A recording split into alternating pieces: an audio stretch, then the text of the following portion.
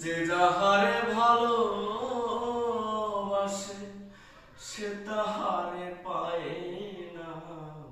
আপন মানুষ কষ্ট দিলে মেনে নেওয়া যায় না। প্রাণের মানুষ কষ্ট দিলে ওরে বান্ধব মেনে নেওয়া যায় না।